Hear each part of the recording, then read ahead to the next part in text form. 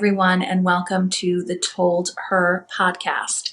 If you're listening to this, welcome. If you're watching this, double welcome to my living room. I'm Devyn Penney, your host. And if you know me from my practice or from my other Instagram or TikTok or whatever else, you know the story. If not, I am a certified self-development coach who has authored a couple self-help books.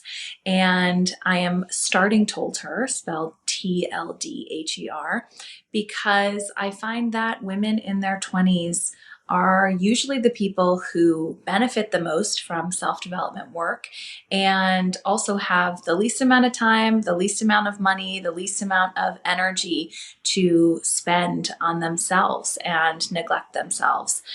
So I want to make it really easy and really accessible for you to just have a space where you can come to weekly, whether it's on the podcast or on Instagram or on TikTok for a little word of wisdom, or if it's group coaching or a workshop, and then eventually events. So this is for us. This is just a safe space for women in their 20s.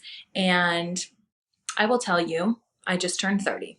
So I feel confident enough to be giving advice on the subject now. But my 20s were maxed out. I did everything. I had lots of different jobs. I started many different careers. I started businesses. I failed in business. I had long-term relationships. I had situationships. I was single.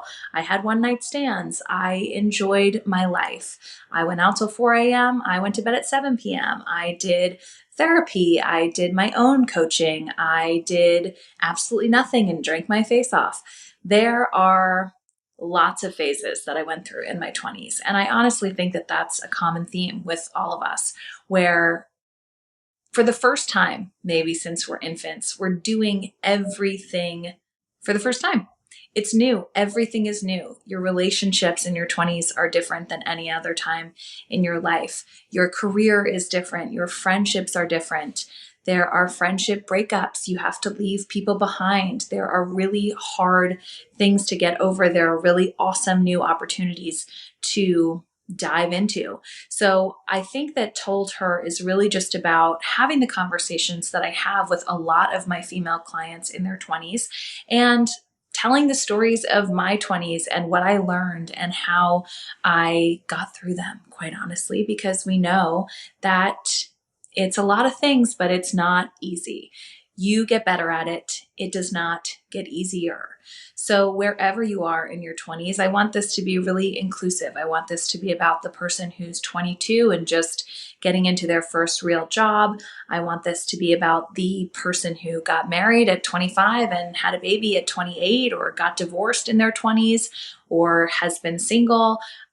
It's not just about one type of person, one theme in your 20s. It's about creating the life that you want to create for yourself and building the foundation of what you want in your adulthood. You know, this is the first time we really transition through this period of what worked for me as a child, what did I learn as a child, and now what doesn't work for me as an adult, and what do I not want to bring into the future with me. That being said, I want this to be a space where, again, you can come and feel safe to have vulnerable conversations, to have the real conversations, again, that everybody's talking about just behind closed doors. I want to talk about relationships. I want to talk about money. I want to talk about the relationship with your parents and how that shifts in your 20s. I want to talk about the relationship with yourself, your body, food, all of those different things. When we are actually catapulted into the quote unquote real world, what we do, how we operate, how we feel. And I also, most importantly, want to help you build a life that feels good to you. Because as said before, I really think that your 20s are kind of this foundational building block of the rest of your adulthood. It's not that every decision impacts your future. It's really not. I know that it seems that way, and I know everything seems so important, but it's more so about gathering information about yourself. The first time you're on your own, even if you're living with roommates or you're still living with your parents or anything like that, you are effectively on your own in your 20s. And what does that look like for you? Do you know yourself well? Do you like yourself? Do you love yourself? Do you want to hang out with yourself? Have you ever hung out with yourself?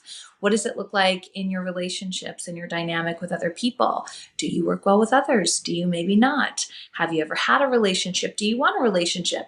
There are so many different things to discover about yourself. And the beauty and also the really scary part about your 20s is that it's all trial and error.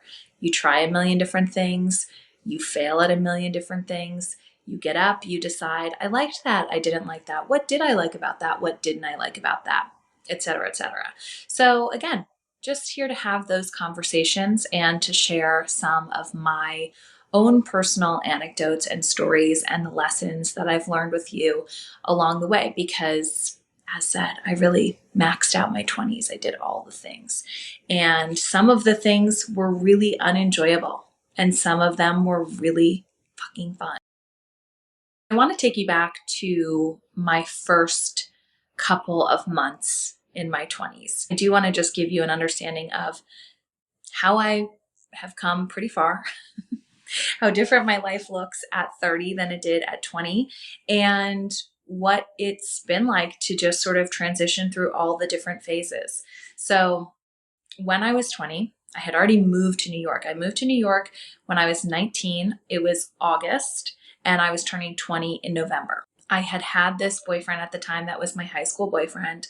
Of course, I think I'm going to marry this guy, but he had a lot of his own demons to battle with and deal with.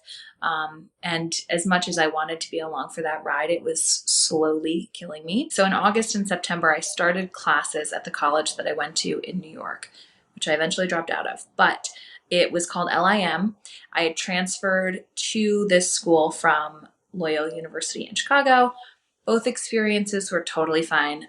Just the college experience in general was not for me, which you will see is a general theme that I take the path of most resistance at all points in time in my 20s. So I move into my apartment in New York in October because it had been under construction for August and September. And I was going in and out of the city for classes for those 2 months. And a lot of times my boyfriend would come with me. So we were in and out of hotels. Honestly, just such a weird moment in time for me. I was in the midst of this huge transition. I was with this person that I knew the relationship had run its course. Like the year prior, he had cheated on me. I had broken up with him. I then got back together with him 6 or 8 months later or whatever. And I just wasn't into it. And it was very clear to me that things were over. And we were in a very interesting situation in the sense that he had custody over his younger sister. So he had an apartment. One of these weekends, while he and I were away in a hotel, he got a call on his phone from the landlord saying, like, you need to get everybody out of your house. Like, you can't have parties there. It's getting out of hand. Someone just called the cops, etc. So it was his little sister who threw this major rager at his apartment and that she was living at. And we were in New York and like dealing with things like we were parents. I've lived a lot of lives in this decade. This was in like late September. I was just getting ready to move into my apartment in October, and my birthday is in November. I remember feeling like I had to stay with him through my birthday because otherwise, like, I had no friends here. I had nothing to do. And I remember him coming into the city for my birthday, and I had no furniture. We were sitting on my floor, and I think I might have gotten like pizza or I don't know, something that was just like very casual. I don't think I cooked. And we were sitting on the floor. And you know what's really funny about this situation? Like, I think that is honestly the last time we were ever together that I saw him. But I do not at all, either blacked it out or it was so insignificant to me by the time that it happened, do not remember at all breaking up. Like, not at all. I have no recollection of when it happened, but I know it was around the time of my birthday. Because I just was like, this can't keep happening. Like, I'm so not into this. And I could feel that I was so not into it. And I just knew better. But I think those relationships out of high school and college, like, you want to stay in them because that's what you are told is like the nicest, sweetest, most loving kind of relationship. And maybe your parents had something like that. Like my parents met in college, right? So my understanding of what love was is that it comes from this really young age. And if you meet somebody that you connect with and that you really like when you're young, like you're so lucky and you'll be able to be with them forever. So in the back of my head, I'm sure I had a lot of these tropes. And honestly, like I did like him. He was a good person, but relationships just run their course. When you know it's over, it's really over and you just gotta cut the cord. Like it can't be the thing that holds you back. And I think that holding on to relationships for too long has been something that I've done my whole life because I always see the potential in people. I see the greatness in what someone could be. It's actually what makes me unbelievable at my job, but sometimes keeps me in relationships for a long time because I'm always super futuristic and I'm like, oh, if this person could just do this, this, and this, then they would be a rock star and like we would be the best couple and have the best relationship. Newsflash, things do not work like that, especially in your 20s. No one else is thinking the way that you're thinking. And you do not need to wait for someone to fulfill their potential in order to be your boyfriend, your girlfriend, your spouse, your partner, your lover, whatever else, because it's up to others to fulfill their own potential. I digress. So we broke up and I was single and footloose and fancy free in the city. I met some girlfriends here, one in particular who's still my New York City bestie.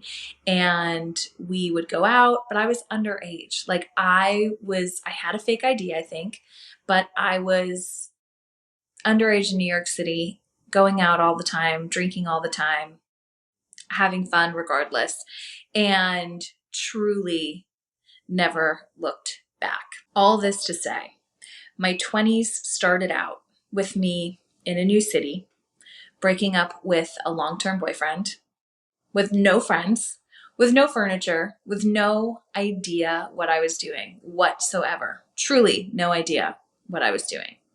And now, 11 years later, I am 30. I've lived in the city the whole time. I have a wonderful group of girlfriends. I have had wonderful relationships. I have had many different careers and am currently in what I feel like is my true calling and have more confidence in myself, my intuition, my decisions than ever. So just to give you a little understanding of how far you come in your 20s and what that journey is like is very different for everybody. But I really did start out my decade of trial and error, trying things that were really big, having lots of error, failing at many things, really like not having a clue. Like I moved to New York City not having a slight understanding of what I was doing and have made some of the most amazing connections and have felt like I am such a part of something so much bigger. So I've built a beautiful life for myself and I would like to show you how to do the same and help guide you in that direction. And if you already have a beautiful life, bonus. It's just about how to maintain that and how you want to grow that and what you think about your future and how that relates to your present. But that's what I do as a coach. I help people get from point A to point B, and I have helped myself do it time and time again. I've gone through lots of transitions, especially in my 20s. I've had lots of successes, lots of failures, all of which I needed equally and all that contributed to who I am now and today. That you follow along and that if you are wanting to know how to build a foundation of your life in your 20s and what that looks like for you and what that feels like for you, how to get to know yourself best so that you can do your best for yourself and then for others. I would love if you follow along, and if you have any specific questions for podcasts or for YouTube or whatever else I'm doing, this is very out of my comfort zone. So I'm just going to go with it until something feels not so good about it. Right now it feels good. And like I said, I've got a light going and it's really like doing a lot for me. But I think that it's really important to, in your 20s, just recognize that it's going to be a trial period of everything. And you should be willing to try almost everything. Don't do stupid shit, but do the stuff that seems like it's worth taking the risk and that the reward might pay off. I think that in our 20s, like I said before, every decision feels like it is a monumental one. It feels like it's going to alter the course of your life and the direction of which you're going. And I just think that we take it a little bit more seriously than we need to all the time. Some things are really serious, and that's completely valid. But I would really encourage you, if you are in your 20s, to take sort of like a 30,000 foot view of your life.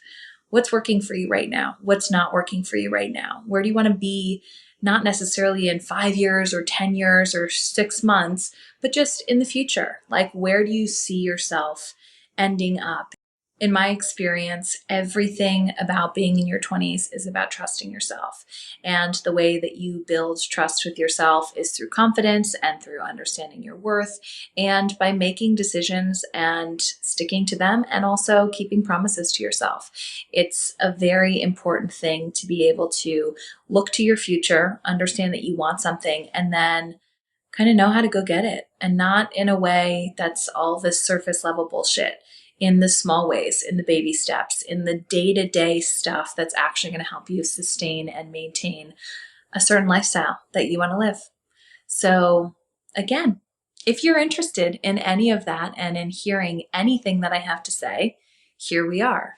And if you're not, then thanks for stopping by.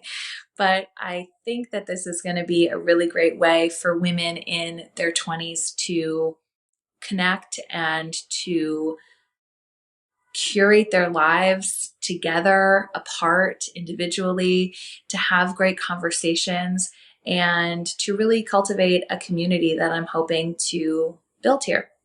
So thanks again for just listening to me rant and maybe even watching me in my new light. And lastly, if you're feeling like total shit about your life right now, like you're lost, and you feel lost and you don't know what to do next, just take a step back and just take a moment. A lot of times when you don't know what to do, sitting still helps more than the constant act of doing.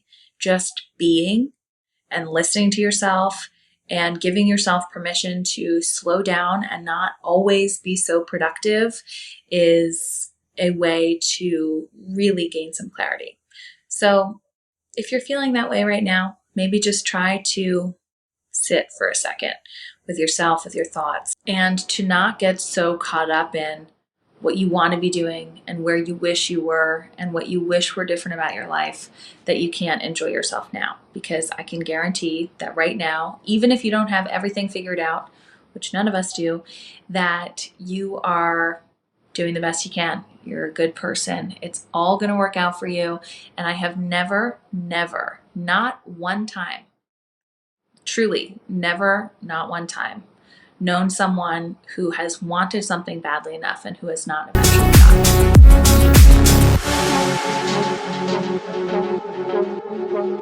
gotten it.